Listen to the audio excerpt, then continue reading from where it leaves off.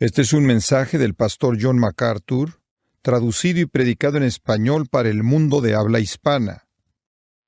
Bueno, en esta noche vamos a estar regresando a Romanos capítulo 6 y antes de que entre de manera formal al mensaje, permítame expresar lo profundamente agradecido que estoy por su fidelidad en venir.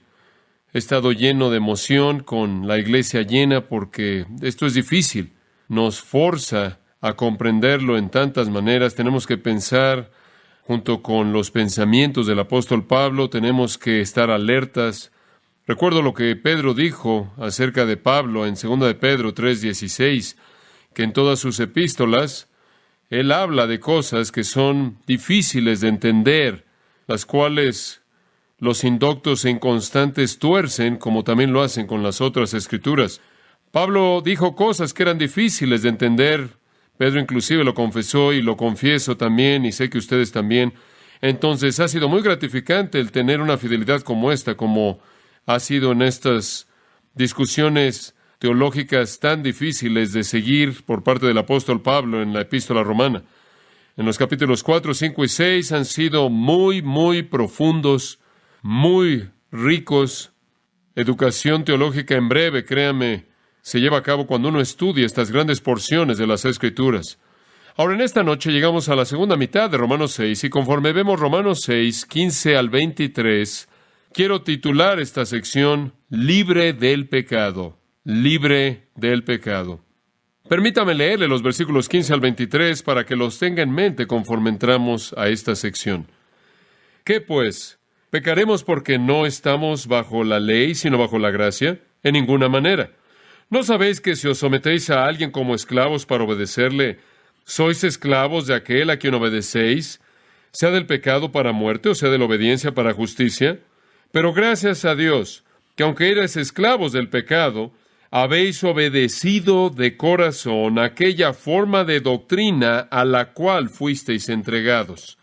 Y libertados del pecado, vinisteis a ser siervos de la justicia. Hablo como humano por vuestra humana debilidad. Que así como para iniquidad presentasteis vuestros miembros para servir a la inmundicia y a la iniquidad, así ahora para santificación presentad vuestros miembros para servir a la justicia. Porque cuando erais esclavos del pecado, erais libres acerca de la justicia. Pero ¿qué fruto teníais de aquellas cosas de las cuales ahora os avergonzáis? Porque el fin de ellas es muerte. Mas ahora que habéis sido libertados del pecado y hechos siervos de Dios, tenéis por vuestro fruto la santificación y como fin la vida eterna. Porque la paga del pecado es muerte, mas la dádiva de Dios es vida eterna en Cristo Jesús, Señor nuestro. Jesús dijo en Juan 8:34, el que hace pecado, esclavo es del pecado. Todos los hombres que viven una vida de cometer pecado son esclavos a ese pecado. De hecho, toda persona que llega a este mundo está bajo la tiranía del pecado. Controla sus pensamientos, controla sus palabras, controla sus acciones. Expresado en la terminología de Romanos 6, versículo 17, erais esclavos del pecado. Versículo 20, erais de nuevo esclavos del pecado, 2 veces en ese pasaje. Él dice, solías ser esclavos, siervos, dulos, esclavos del pecado. Y el fin definitivo de ser un esclavo al pecado lo encontramos en el versículo 21 al final, porque el fin de ellas es muerte, y en el versículo 23 al principio, porque la paga del pecado es muerte. Ser esclavo del pecado es morir. El pecado, en últimas, mata. Y cuando usted piensa en lo que significa ser un esclavo del pecado, es un pensamiento horrendo. Años atrás, el doctor Guthrie escribió grandes palabras prosaicas acerca del pecado, y se han vuelto algo que nos ayuda a entenderlo, inclusive en esta sociedad, y quizás le va a dar un sentido de lo que significa ser un esclavo al pecado. Él escribió esto. El pecado es una deuda, una carga, un ladrón, una enfermedad, una lepra, una plaga, un veneno, una serpiente, un aguijón. Todo lo que el hombre odia es el pecado. Una carga de maldiciones y calamidades detrás de las cuales se encuentran presiones intolerables, aplastantes. La creación entera gime. ¿Quién es el que prepara una tumba para el hombre? ¿Quién es esa seductora pintada que roba su virtud? ¿Quién es el homicida que destruye su vida? ¿Quién es la hechicera que primero engaña y después condena su alma? El pecado. ¿Quién con un aliento frío congela los retoños hermosos de la juventud? ¿Quién rompe el corazón de los padres? ¿Quién trae cabellos grises a los hombres de edad y los lleva a la tumba? El pecado.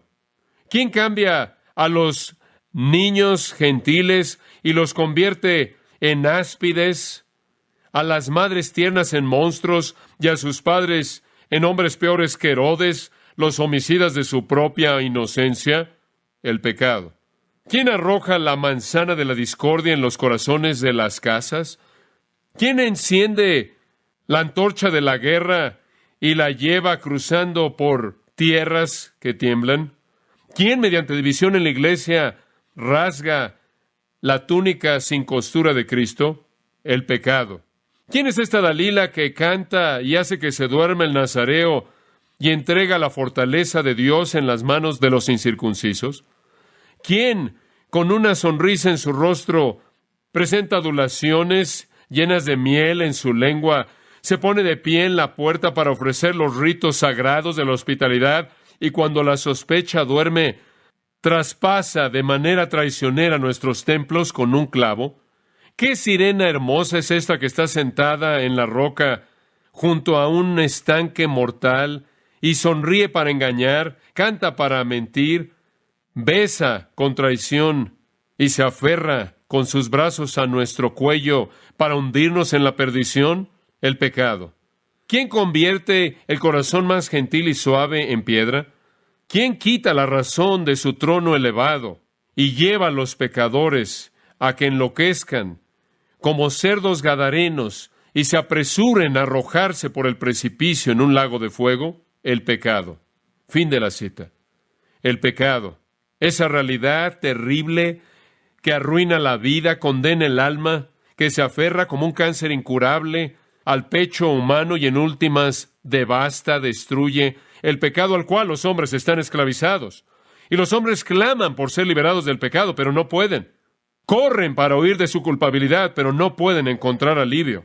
Y debido a que los hombres son los esclavos del pecado, este pasaje es tan maravilloso porque dice en el versículo 20, versículos 18 y 22, habiendo sido entonces libertados del pecado, y versículo 22, mas ahora que habéis sido libertados del pecado.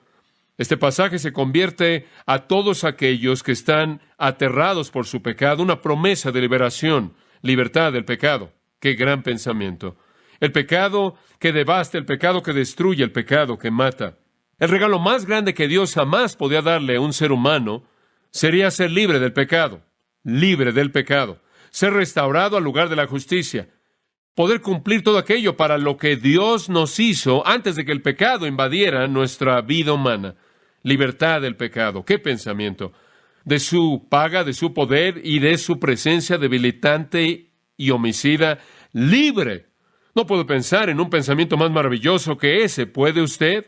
Entonces, este pasaje maestro trata de ser libre del pecado y usted debería encontrar realmente una cantidad tremenda de consuelo aquí y una gran causa de gozo. Ahora recuerde que Pablo está discutiendo la gran doctrina de la santificación, la cual está conectada con la doctrina de la justificación. Y ahora, habiendo discutido eso en los capítulos 3, 4 y 5, él está mostrando el resultado de eso, y el resultado de eso vimos en la primera mitad del capítulo 6, es ser hecho santo. Y el resultado de eso en la segunda mitad del capítulo 6 es ser liberado del pecado. Y para ser honesto con usted, son uno y lo mismo. Y Pablo simplemente está viendo la misma gran realidad desde dos ángulos. Y entonces en este capítulo aprendemos la gran realidad de lo que es la santificación y también aprendemos la gran realidad de cómo está conectada con la justificación. Cuando fuimos salvos, cuando fuimos redimidos y entramos en una relación correcta con Dios, eso fue para hacernos santos y liberarnos del pecado. Esa fue la intención.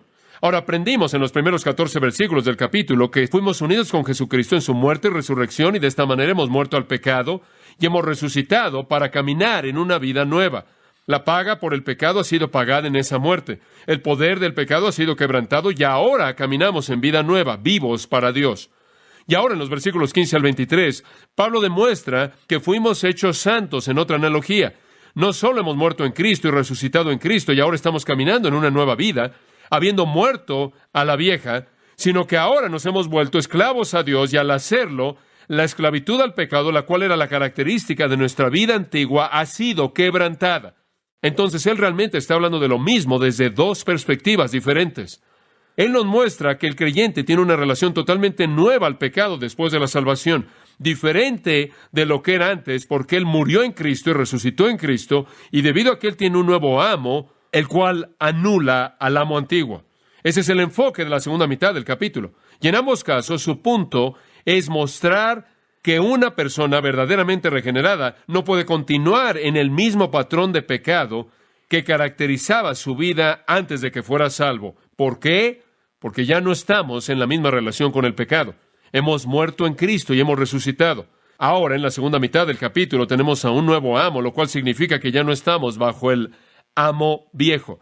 Entonces, sea que usted lo vea desde la primera mitad o desde la segunda mitad del capítulo, usted va a ver lo mismo. Un individuo verdaderamente justificado, redimido, salvo, va a tener una relación diferente con el pecado de la que jamás tuvo antes.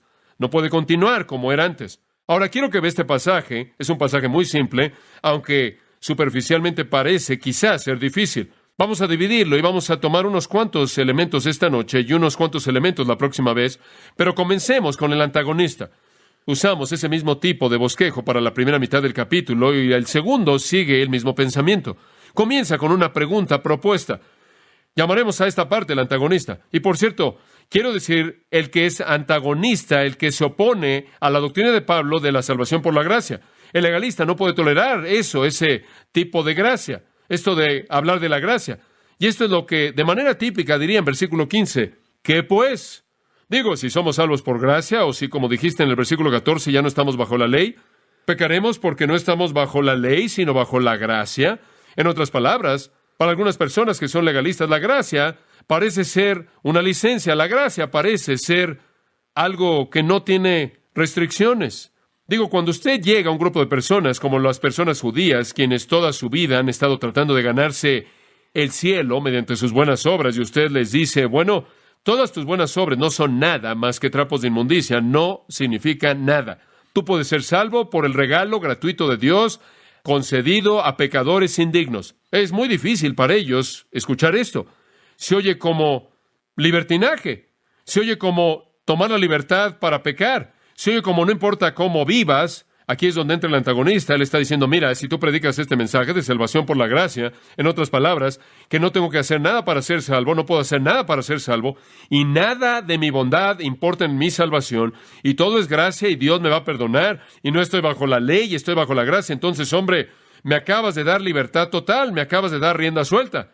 Bueno, la respuesta de Pablo en la primera mitad del capítulo es simplemente esto. No te hemos quitado toda restricción, porque Dios ha colocado en ti una nueva naturaleza y tú eres una nueva criatura, tu nuevo yo, tu nueva identidad no va a ser eso. ¿Entiendes eso?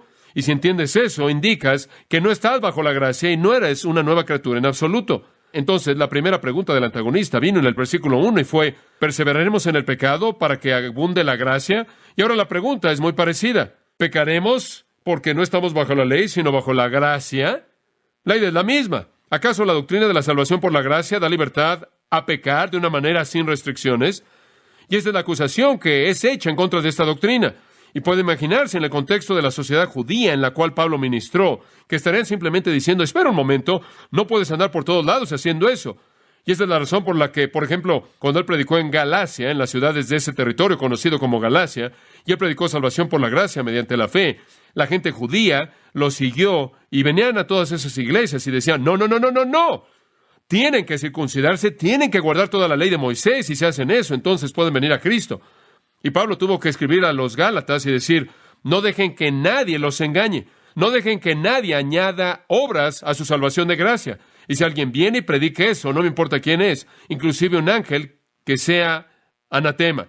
La doctrina de gracia permanece fiel. Con toda la acusación todavía permanece fiel. Y siempre han habido esos críticos que dicen que la doctrina de la gracia lleva a una vida sin restricciones. Esa es la crítica del antagonista, y quiero decirle lo que le dije antes en nuestro estudio. Predicar la gracia y el enseñar la gracia siempre se abre a esta acusación. Así es, siempre se expone a sí mismo esta crítica, pero no lo vamos a cambiar porque no temo eso. Yo no tengo miedo de decirle a alguien, tú vienes a Jesucristo por la gracia y eso es por el regalo gratuito de Dios de salvación, independiente de cualquier cosa que jamás hayas hecho, y haciendo a un lado todo lo que has hecho, tú vienes por gracia, y yo creo que si vienes por gracia, Dios te va a recrear, como dice la Biblia, y no vas a salir y abusar la realidad de esa gracia. Ahora, podrías abusarla de vez en cuando, pero no va a ser un estilo de vida total. Entonces el antagonista hace la pregunta de regreso en el versículo 15 de nuevo. ¿Qué pues pecaremos? Deliberadamente es la idea, persistentemente, continuamente, habitualmente. ¿Acaso nosotros que hemos sido liberados de estar bajo la ley, y con eso él no quiere decir que ya no somos responsables de obedecer la palabra de Dios? Lo que él quiere decir bajo un sistema de ley, de justicia, bajo un sistema de ley, salvación, bajo un sistema de obras, justicia, debido a que hemos sido liberados de tratar de ganarnos nuestra salvación, debido a que es un regalo gratuito de gracia. Eso es lo que estar bajo la gracia significa. ¿Continuaremos simplemente y pecaremos? ¿Acaso la gracia nos libera para hacer eso? Bueno, la respuesta de nuevo, el primer punto es el antagonista. Aquí está el segundo punto, la respuesta. Megenoito, versículo 15, dice el griego, que Dios nos guarde, lo traduce una versión. Y podría ser traducido, no, en absoluto, ni lo pienses. De ninguna manera imposible, ridículo, absolutamente no. Ese es un pensamiento totalmente inaceptable. Inclusive hacer la pregunta es mostrar que no eres cristiano. Y créame, siempre han habido personas que han hecho esto. Me acuerdo cuando hubo mucho de esta actividad, unos 12 o 13 años atrás aquí, y estaba teniendo pláticas con algunos alumnos de universidad que estaban diciendo, hombre, me acabo de meter en lo que están diciendo supergracia y no tengo que confesar mi pecado y a Dios no le importa lo que hago y hombre, estoy libre en la gracia y puedo vivir como quiera vivir y simplemente yo hago lo que quiero y estoy bajo la gracia. Y el estilo de vida continuo que mostraban daba evidencia, de manera evidente, de que realmente nunca habían llegado a entender lo que era estar bajo la gracia, porque la gracia no solo concede una salvación inmerecida, sino que transforma una vida. Y el patrón es cambiado, el patrón de pecado. Entonces, el antagonista está en el versículo 15 y la respuesta está en el versículo 15. No. Pero Pablo no solo le da respuestas cortas así, él las explica. Entonces, acompáñenme al versículo 16 y veamos el axioma. El axioma. ¿Qué es un axioma? Es una verdad general. Un axioma es algo que usted no prueba, es evidente en sí mismo, no necesita prueba porque es obvio. Y eso es exactamente lo que usted tiene aquí. Usted tiene un axioma muy simple afirmado aquí. Y él comienza diciendo, ¿no sabéis? La suposición es que usted sabe esto. ¿No sabéis que si os sometéis a alguien como esclavos para obedecerle, sois esclavos de aquel a quien obedecéis? Un axioma muy simple. Si usted se apunta para servir a cierto amo, usted tiene la obligación de servir a ese amo. Digo, no se necesita una persona brillante el entender ese axioma, es obvio.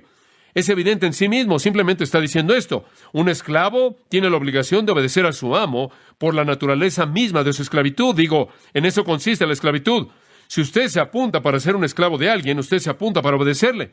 Eso simplemente es axiomático, esa es la esencia de lo que Pablo quiere que entendamos, es un punto muy importante. Si usted se entrega a un amo, usted se convierte en el esclavo del amo. Obsérvelo de nuevo en el versículo 16. Si os sometéis a alguien como esclavos, dulos, para obedecer, siervos o esclavos. Si os sometéis a alguien como esclavos para obedecerle. Digo, usted lo hace porque usted se ha entregado a sí mismo. Ahora, en particular, eso no es verdad cuando usted se ha entregado de manera deliberada, voluntaria a ese individuo. Usted se entrega a un amo y usted se convierte en el esclavo de ese amo, eso es obvio. Y después él continúa en el versículo 16 y hace una aplicación. Sea del pecado para muerte o sea de la obediencia para justicia. Ahora él personifica a estos dos amos. Uno es el pecado y uno es la obediencia. El pecado, por cierto, es desobediencia, ¿verdad? Entonces uno podría ser que es la desobediencia y el otro la obediencia. ¿Y a qué estándar se somete usted? ¿Qué estándar obedecemos o desobedecemos? A Dios, ¿verdad? Entonces, el punto es que algunas personas se entregan a sí mismas y se convierten en siervos de desobediencia a Dios, y algunas personas se entregan a sí mismas y se convierten en siervos de la obediencia a Dios. Expresado en los términos del capítulo 5, los hombres o están en Adán o en Cristo. Expresado en los términos, esto es el 5:17, capítulo 5:21, los hombres o están bajo el reinado del pecado o el reinado de la gracia. Entonces, en este sentido, o usted está sirviendo al pecado o usted está sirviendo a la obediencia. Ahora, permítame expresarlo de la manera tan clara que puedo. Solo hay dos opciones, solo hay dos alternativas, eso es todo, solo dos. No hay punto medio. Dos de dónde escoger. O usted escoge servir al pecado, o usted escoge servir a la obediencia. Usted escoge obedecer a Dios, o usted escoge no obedecer a Dios. Y si usted no obedece a Dios, usted se convierte en el súbdito, o usted, de manera natural, es el súbdito del príncipe de la potestad del aire, Satanás mismo. Es una ley universal, entonces, que un hombre se convierte en un esclavo del amo con el que él se compromete. Simplemente es un principio axiomático. También es axiomático en ese mismo principio que usted nunca puede servir a dos amos. Usted está comprometido con uno o con otro. Jesús lo dijo en Mateo 6:24, ninguno puede servir, ¿qué? A dos amos, porque o va a amar a uno y aborrecer al otro, o se va a aferrar a uno y va a menospreciar al otro. Y en ese caso, él dijo, usted no puede servir a Dios y al dinero. Usted no puede servir a dos amos. Es la naturaleza de la esclavitud que usted no puede tener a dos personas dándole órdenes si usted es esclavo. Una vez que usted ha escogido a su amo, por la definición misma de ese acto, usted se ha obligado en obediencia a ese amo. Ahora ese es el axioma básico sustantivo del cual fluye el resto del texto. Así como vimos en los primeros 14 versículos, la idea de que fuimos sepultados con Cristo y que hemos resucitado con Cristo, aquí la idea es la analogía de la esclavitud. Cuando usted se volvió cristiano, ¿qué es lo que usted dijo realmente? ¿Me someto a quién? A Dios a través de Cristo. Ahora, permítame expresarlo de la manera más simple que puedo. No hay salvación fuera de una sumisión consciente como esta. Eso destruiría el punto entero de Pablo aquí. Cuando usted viene a Cristo, usted viene como un esclavo, un amo, como un siervo al Señor. No hay otros términos. Y cuando usted dice, vengo como un esclavo o un siervo al Señor y mi amo, usted está afirmando su compromiso con estar sujeto a Él. Ahora, si usted está, de regreso en el versículo 16, si usted es el esclavo del pecado, ¿a qué lleva? A la muerte. Y vamos a oír eso varias veces antes de que lleguemos al versículo 23. Y si usted es el esclavo de la obediencia, ¿a qué lleva? A la justicia. El pecado lleva al pecado. El pecado lleva al pecado, lleva al pecado, lleva a la muerte. El pecado engendra pecado, engendra pecado, engendra pecado, engendra muerte. Los hombres, dice Charles Hodge, se apresuran de un servicio degradante a otro hasta que lleva a su ruina. Pero por otro lado, si usted sirve a la obediencia, y la obediencia es personificada en este punto como si fuera un amo, si usted sirve a la obediencia, lleva a la justicia, la justicia, la justicia. Y como encontraremos en el versículo 23, en últimas, ¿lleva qué? A la vida eterna. Entonces usted tiene una alternativa. Esa es su alternativa. Usted puede ser un esclavo al pecado, el cual usted lo es por naturaleza, o usted puede ser un esclavo a Dios, lo cual usted es mediante una nueva creación. Ahora, permítame decir algo muy importante en este punto. El que viene a Dios a través de Cristo y dice, vengo a ti como mi Salvador, me someto a ti como amo y Señor. Escúcheme, y este es el punto entero de Pablo. Él no solo está obligado en términos éticos, a obedecer. Él ha sido creado para obedecer. Y esa es una verdad muy importante. Cuando usted se convirtió en cristiano, no es simplemente que usted tiene la obligación ética de ser obediente, sino que usted ha sido creado para ser obediente. Y si usted tiene alguna pregunta acerca de esto, entonces usted no entiende Efesios 2, el cual dice que fuimos creados en Cristo Jesús para buenas obras, las cuales Dios preparó, no antes de que las deseáramos o esperáramos o quisiéramos, sino que Él las preparó de antemano. ¿Para qué? Anduviésemos en ellas. La salvación es para buenas obras, sin duda alguna. Entonces observe que debido a que muchas personas han tenido problemas, se han equivocado en Romanos 6 porque no entienden ese concepto, Pablo aquí no está hablando de una obligación ética. Esto es una conciencia moral de obligación. Él está hablando de rehacer la naturaleza de un individuo de tal manera que el factor de la obediencia es una realidad. Hay una realidad ética aquí también, pero comienza con el hecho de que Dios ha hecho una nueva criatura y entonces pasa una responsabilidad ética. Entonces Pablo está tratando, escuche esto, Pablo está tratando con un estado de ser, con un hecho, no con lo que debería ser, no con un mandato. Dice usted, bueno, lo que estás tratando de decir entonces es que toda persona que es salvada es transformada. Correcto. En los primeros 14 versículos vimos la transformación a través de la ilustración de la muerte y la resurrección, ¿verdad? Y aquí vemos la transformación a través de la analogía de tener en un sentido, de haber, en un sentido, muerto a la esclavitud antigua, a la vida, y ahora hemos pasado a la nueva esclavitud. En el siguiente capítulo, capítulo 7, vamos a ver la misma analogía. Nada más que en esa ocasión va a ser una situación de matrimonio en donde usted tiene un marido anterior y un nuevo marido. Y Pablo está enfatizando lo mismo, que hay una nueva criatura. Y aunque estamos en la presencia de nuestros cuerpos, aunque todavía poseemos la carne, aunque solo podemos experimentar santidad imperfecta, obedeceremos. Debemos obedecer. Eso es un elemento esencial en nuestra nueva creación. Ahora, si usted quiere ver un texto que se compara con este, Colosenses 1:21, sería útil. Y vosotros, estos somos nosotros, que antes habíamos estado alejados y éramos enemigos en nuestra mente mediante obras impías, ahora Él los reconcilió en el cuerpo de su carne mediante la muerte. Ahora, cuando Dios nos reconcilió en la cruz, algo pasó. Dice usted, sí, nos trajo a Dios. Eso es correcto, pero algo más pasó. Observe esto. Él nos reconcilió para presentarnos santos, irreprensibles y sin mancha, ¿en dónde? A sus ojos. Ahora usted puede regresar a Romanos. Cuando Dios nos redimió, esa nueva criatura se volvió santa y se va a manifestar en un cambio de conducta. La obediencia, escuche, lo voy a decir de otra manera, la obediencia es una certeza en la vida de una persona verdaderamente justificada. Ahora, eso no quiere decir que no va a haber pecado ahí. Eso no quiere decir que no van a haber ocasiones en las que el pecado no parece dominar. Pero la obediencia va a estar ahí, aun si es oscurecida, inclusive en algunos puntos. Y entonces podemos decir, si una persona continúa en pecado no mitigado, continuo, habitual, persistente, deliberado, como él vivía antes de que supuestamente viniera Cristo, no importa lo que él piense, él no es cristiano. Entonces, el hecho mismo de la pregunta presentada en el versículo 15, es ridículo que alguien diga, bueno, entonces, si estamos bajo la gracia, entonces no estamos bajo la ley, entonces simplemente pequemos como locos. Usted muestra, al hacer una pregunta así, que usted ni siquiera es cristiano. Usted continúa siendo un esclavo al pecado. Primera de Juan dice que usted no podrá pertenecer a Dios, no puede. Primera de Juan 1:6, si decimos que tenemos comunión con Él y andamos en tinieblas, ¿qué? Mentimos y no practicamos la verdad. Primera de Juan 2:4, el que dice, yo le conozco y no guarda sus mandamientos, es mentiroso y la verdad no está en él. 3:9, todo aquel que es nacido de Dios no comete pecado, porque la simiente de Dios permanece en él y no puede pecar porque es nacido de Dios. En esto los hijos de Dios y los hijos del diablo son manifiestos. Todo aquel que no hace justicia no es de Dios, ni el que no ama a su hermano. En otras palabras, si usted es cristiano, usted va a manifestar justicia, usted va a manifestar obediencia. ¿Acaso Pedro no dice lo mismo en 2 Pedro 2:19?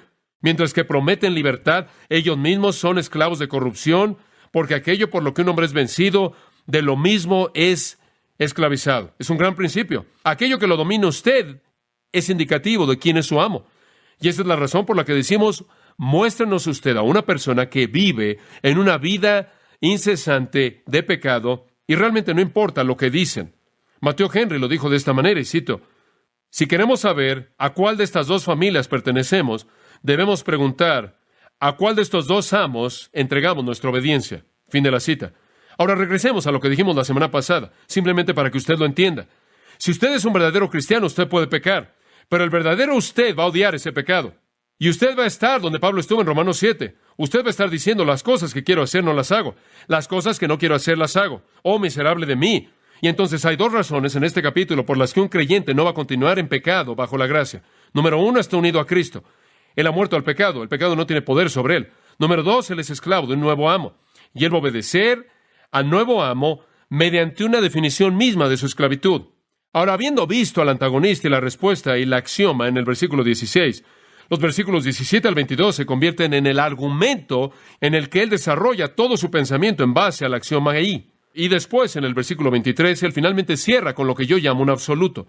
No vamos a cubrir todo esto, pero permítame tan solo introducirle, presentarle el argumento en los versículos 17 al 22. Es simplemente algo maravilloso, maravilloso. Pablo ahora está explicando el principio del versículo 16, explicando el axioma, aplicándolo a la situación. Y él lo hace al presentar un contraste extendido entre estas dos esclavitudes, la esclavitud al pecado y la esclavitud a la justicia. Él simplemente las desarrolla. Él comienza con su posición y después su práctica y después su promesa. Él avanza a lo largo de las tres fases. ¿Cuándo comenzaron? ¿A dónde van? ¿Y en dónde terminan? Veamos la posición en primer lugar de estas dos esclavitudes, versículo 17. Pero gracias a Dios que aunque erais esclavos del pecado, habéis obedecido de corazón aquella forma de doctrina a la cual fuisteis entregados. Y libertados del pecado, vinisteis a ser siervos de la justicia. Ahora usted ve ambas ahí, ¿no es cierto? Por un lado, en el versículo 17, erais esclavos del pecado. En el versículo 18, se han convertido en esclavos de la justicia. Ahora, esos son los puntos iniciales que vamos a ver. Estas son palabras posicionales, y voy a explicarlas conforme avanzamos. Observe el versículo 17. pero gracias a Dios. Y este es un comentario importante. Cuando usted está hablando de la salvación de alguien, usted tiene que agradecer ¿a quién? ¿A quién tiene que agradecer? ¡A Dios! Usted no vino a Cristo porque usted fue muy inteligente. Usted no vino a Cristo porque usted vio las opciones y dijo, esto es lo que quiero hacer. Usted no vino a Cristo porque alguien lo convenció intelectualmente por mucha información que es verdad. Usted no vino a Cristo por ninguna otra razón realmente fuera de que Dios lo trajo a usted. Eso es correcto. Ninguno puede venir a mí si el Padre que me envió ¿qué? No le trajere.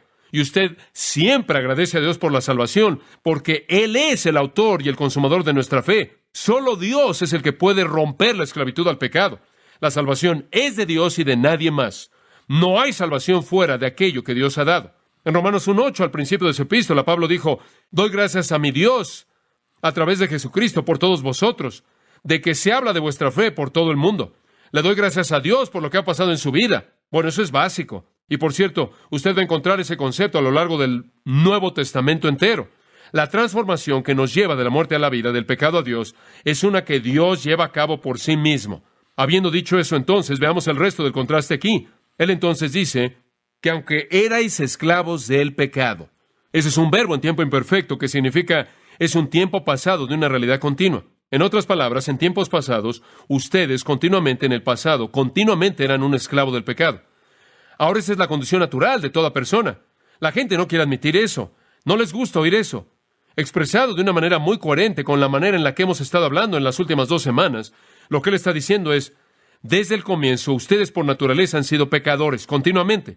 Esa es su naturaleza. Esa es su condición natural. Forzados de manera involuntaria y un dominio áspero al nacer en el mundo. ¿Sabe usted de dónde obtuvo todo este pecado? ¿De dónde lo obtuvo? De su madre y su padre. Y así podemos regresar hasta Adán y Eva. Y entonces los hombres y las mujeres que nacen en este mundo, nacen en esta condición tremenda de esclavitud al pecado. En Romanos 3, de hecho, en cierta manera nos ayuda a ver lo que significa. En el versículo 10, no hay justo ni aun uno, no hay quien entienda, no hay quien busque a Dios. Todos a una se desviaron, todos a una se hicieron agrios, eso es lo que el verbo significa. No hay quien haga lo bueno, no hay ni siquiera uno. Sepulcro abierto es su garganta, con sus lenguas engañan. Veneno de áspides hay debajo de sus labios. Su boca está llena de maldición y amargura, sus pies corren para derramar sangre. Quebranto y destrucción hay en su camino. No conocieron camino de paz y no hay temor de Dios delante de sus ojos. Entonces, esta es una descripción de la humanidad, esclavos al pecado. Los hombres no se dan cuenta de esto, usted lo sabe. Creen que son libres. Y usted inevitablemente le presenta a alguien el Evangelio y les habla de venir a Jesucristo y temen venir a Cristo porque tienen miedo de que es algún tipo de esclavitud. Piensan que tienen libertad. No tienen libertad en absoluto. No existe algo como la libertad para una persona no regenerada, en absoluto. Son esclavos. Pero él dice esto, erais esclavos del pecado, pero habéis obedecido de corazón. Me encanta eso. ¿Qué dice eso? Bueno, no fue externo, ¿verdad? Cuando vinieron a Cristo no fue algo que hicieron por fuera. No fue algún bautismo de agua o alguna membresía de la iglesia, o firmar alguna tarjeta, o levantar su mano, caminar por un pasillo, o hacer algún tipo de rito religioso, o contar sus cuentas, o prender una vela, o lo que fuera. Tomar un peregrinaje. No fue nada externo. Fue algo interno de corazón. ¿Y qué es lo que pasó en su corazón? Obedecieron. Obedecieron. En otras palabras, escuche, aunque es la obra de Dios, usted no es transportado de manera pasiva de un amo a otro. Usted no es tomado de manera simplemente involuntaria y colocado en algún otro lugar. Y la gente que se mete en la doctrina de la soberanía de Dios con mucha frecuencia ve a la gente siendo salva sin que siquiera la gente lo sepa. Usted puede leer a teólogos que dicen que puede haber una persona redimida y ni siquiera lo sabe la persona porque ha sucedido. Dios ya lo hizo, Él simplemente no se lo ha anunciado todavía a usted. Tengo mucha dificultad con eso, porque usted nunca ve la salvación ocurriendo fuera del acto de compromiso con Cristo. En este contexto en particular, se habla de esto como obediencia, obediencia. Con gusto, con disposición, con un sentido de esclavitud al pecado, usted corrió para que Dios fuera su nuevo amo. ¿Y qué obedeció? ¿Alguna cosa espiritual, vaga, nebulosa? No. Y muchas personas dicen, no, yo creo en creer, creo. Y usted sabe, usted oye esto todo el tiempo de la gente. Oh, sí, soy creyente. ¿En qué crees? Oh, yo creo en Dios, yo creo. Bueno, hay más que eso. Dice en el versículo 17, habéis obedecido de corazón aquella forma de doctrina. ¿No es eso bueno? No es cuestión de que, bueno, yo creo, si tú tan solo crees vas a estar bien. No. Usted cree esa forma de doctrina, ese cuerpo de verdad salvadora. forma es tupos. Tiene muchos usos. La manera en la que es presentada en este versículo es maravillosa. El griego debe expresar, han obedecido del corazón esa forma de doctrina en la que, escuche esto, a la que fueron entregados. No que fue entregada a ustedes, sino que ustedes fueron entregados a ella. Hombre, ese es un pensamiento tremendo. Permítame darle la idea. La palabra tupos aquí significa molde, un molde. Y supongamos que el molde está en la forma de un siervo. Cuando usted vino a este mundo, usted fue vaciado en un molde y salió después de que se enfrió el metal. Y usted fue levantado de ese molde y fue levantado y colocado en el mundo. Era un esclavo al pecado. Usted era una estatua de esclavo y su esclavitud era el pecado. Pero Dios debe ser agradecido y usted respondió al verdadero evangelio al obedecer a la forma a la cual usted fue vaciado. Es como si en la analogía de Pablo, cuando Dios lo vio a usted como un esclavo al pecado, por su gran gracia, Él lo derritió y lo redujo a los elementos básicos. Y mientras que usted estaba caliente y derretido, Él lo volvió a vaciar a usted en un nuevo molde. Este molde es la forma de doctrina a la cual usted fue entregado. Lo puede ver en 2 Timoteo 1:13, la forma de las sanas palabras. Esa palabra forma es usada 16 veces en el Nuevo Testamento. Hay forma en esto. Entonces aquí está usted. Usted ha sido derretido por convicción mediante la obra que inició el Espíritu Redentor y ahora ha sido vaciado de nuevo en un nuevo molde. Y cuando el metal se enfría y usted se haya endurecido y se ha levantado, usted tiene una nueva forma. ¿Cuál es su forma? Usted ha sido conformado al molde en el cual fue usted vaciado. ¿Y cuál es ese molde? Es la forma de doctrina. ¿Qué significa eso? Usted se ha conformado al patrón de la verdad, que es el Evangelio. Usted ahora es una estatua viva de la realidad del Evangelio. Es un gran pensamiento. Usted es nuevo, todo nuevo. La enseñanza, y piensen esto de esta manera, la enseñanza a la cual usted se somete cuando usted se convierte en cristiano, lo conforma a su imagen. Usted debe saber que ese es un gran pensamiento. ¿Alguna vez ha notado, y esto es verdad de todo en la vida, la gente vive como ellos aprenden a vivir? Es verdad. La gente vive como ellos aprenden a vivir. Usted viene a Grace Church por una cantidad considerable de tiempo y vamos a vaciarlo en nuestro molde. Realmente lo vamos a hacer. Y usted va a andar ahí rebotando como si fuera un pequeño Grace. Así es, así sucede. Y está bien porque Jesús dice, el discípulo se convertirá en su maestro. Eso está bien.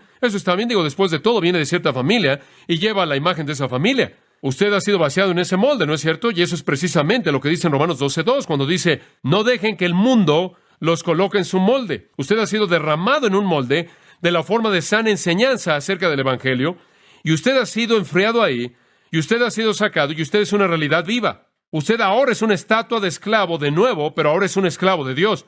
Y solo Dios podía derretir a esa persona de antes y derramar, vaciar esos ingredientes de nuevo en un nuevo molde y formar esa nueva persona. Aquel que antes estaba sellado con enseñanza falsa, ahora es sellado con la imagen de la verdadera doctrina de Dios. Esto es tan bueno. Y permítame profundizar. Usted tiene que encajar en el molde. Usted no se convierte en un cristiano simplemente al flotar por todos lados y creer lo que usted quiere. Comí el otro día cuando hablé en la comida de los hombres de negocios del Evangelio. Y después, cuando terminó, un hombre se me acercó y me dijo, he estado en este grupo por mucho tiempo, y dijo, te voy a decir cómo creo que usted llega a Dios. Y yo le dije, muy bien, dígame. Él dijo, bueno, como puede ver, hay muchos peldaños. Y esto es lo que dijo, exactamente lo que dijo. Y allá arriba está esta puerta, y detrás de esta puerta está este hombre llamado Jesús, y él dice, lo que usted debe realmente hacer es tratar de subir por las escaleras, pasar por la puerta, y que un hombre como el hombre Jesús te deje entrar. Y él dice, cuando vas camino arriba por las escaleras, tienes a todos estos predicadores y movimientos que te están gritando, pero tú tienes que seguir subiendo por las escaleras. Y yo lo llamo la escalera de la esperanza. Así creo que es. Yo le dije, Señor, qué amable, usted no es cristiano y su escalera no tiene esperanza. Usted necesita depender de Jesucristo. Usted ni siquiera entiende lo que significa ser salvo. Como puede ver, usted no puede inventar su propio molde. ¿Entiende eso? Hay cierta forma de doctrina. La enseñanza del Evangelio, cree en el Señor Jesucristo, confiese sus pecados, afirme su señorío, su muerte, su resurrección. Ahí está un contenido del Evangelio. Ahí hay una forma. Y si usted va a salir a la imagen del siervo de Dios y va a llevar su sello, tiene que ser derramado en su molde. ¿Entiende eso? Esto es lo que me molesta acerca de esto que llaman la iglesia local. Hay una aquí adelante en la calle. Y el título del libro principal escrito por Witness Lee, quien encabezó ese movimiento, es Cristo versus Doctrina. Y el libro está lleno de su doctrina porque no puede decir nada en términos de enseñar que no sea doctrina, porque la doctrina significa enseñanza. pero están tratando de presentar la idea de que Cristo está en contra de la enseñanza formal. No es verdad. Por favor, ¿alguna vez han leído la epístola de los Romanos? Prácticamente usted necesita un doctorado en filosofía para estudiarlo. Es tan profundo en su contenido teológico. Entonces, esta es la afirmación de nuestra posición. Cuando usted vino a Cristo, usted fue derretido y vaciado en un nuevo molde. Y usted ha salido como una nueva estatua, una nueva imagen. Y usted lleva la marca de un siervo de Dios. ¿No es eso maravilloso? Porque usted obedeció cuando el llamado del Evangelio alcanzó su corazón. Es necio tratar de pelear contra la doctrina. Por cierto, la palabra obedecido ahí, simplemente no puedo resistir esto. Y creo que vamos a detenernos en este punto, pero no puedo resistirme. Todavía no se salga de sintonía. No debería decir eso, pero la palabra obedecido simplemente parece impactarme con tanta fuerza. Simplemente en caso de que no lo haya notado, esta es la cuarta vez que lo hemos leído en 3 versículos. Es correcto. Obedecer, obedecer, obedecer, obedecer, obedecer. Como puede ver, ese es el concepto clave. La obediencia de la fe. Eso es obedecer el Evangelio, la obediencia de vida. Ese es un cristiano respondiendo a la palabra de Dios. Creer en Jesucristo es el acto inicial de obediencia y después se convierte en una vida de obediencia, obediencia, obediencia, obediencia. Nunca obtenemos nuestra independencia.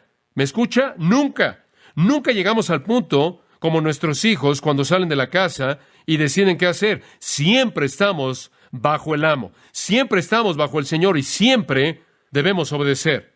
Y quiero decirle que de manera inherente en ese concepto, en la médula, en el corazón del significado de la doctrina de la salvación, un cristiano es caracterizado por alguien que hace ¿qué? Obedece. Y si usted no obedece, no puede ser cristiano sin importar lo que diga. La obediencia es la expresión de la fe. La obediencia dice, yo creo en Dios, creo su palabra, voy a actuar en base a ella. Y toda la verdadera justificación produce obediencia. Y entre más tiempo vivimos con Cristo, nos debemos volver más obedientes. Tito 2 ha leído esto recientemente, versículo 11.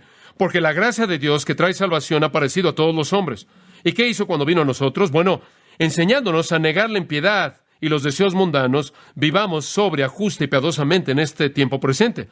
Eso es lo que hizo. Versículo 14 dice, Jesucristo se entregó a sí mismo para redimirnos de la iniquidad y purificar para sí mismo un pueblo celoso de buenas obras. ¿No es eso bueno? Fuimos salvados para buenas obras, fuimos salvados para purificación, es muy simple. Pedro dice esto, él lo dice en 1 Pedro 1:22, viendo que habéis purificado vuestras almas en obediencia a la verdad. Eso es tan bueno. Como puede ver, cuando usted vino a Jesucristo, purificó su alma. Se volvió una nueva criatura y una vida de obediencia es el resultado. Este nuevo molde significa un nuevo amo.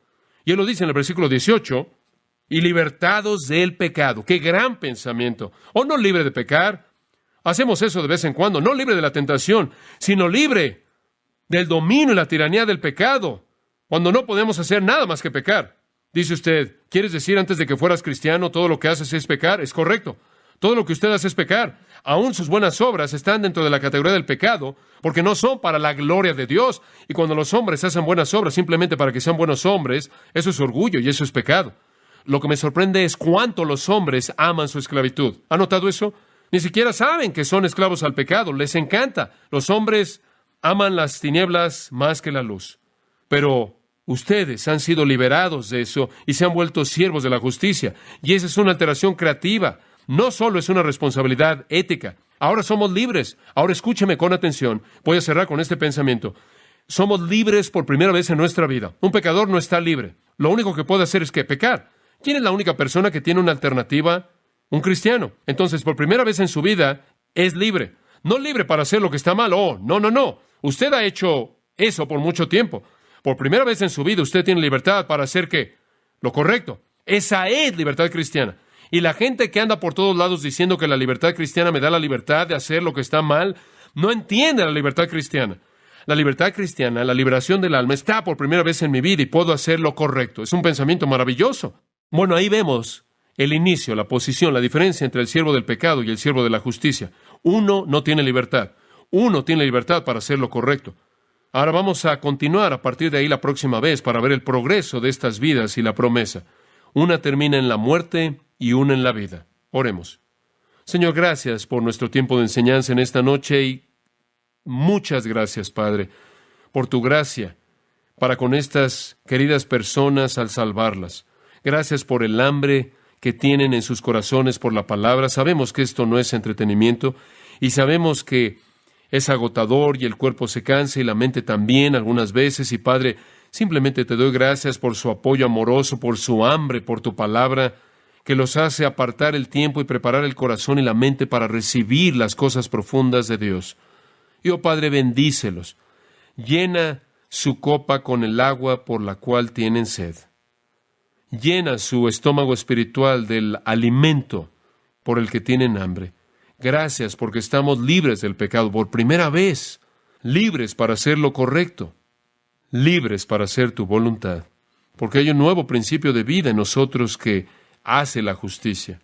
Gracias, Padre, porque no solo nos salvaste y lo escribiste en un libro, sino que nos cambiaste para que pudiéramos disfrutar la realidad de esa salvación en la libertad gloriosa de los hijos de Dios.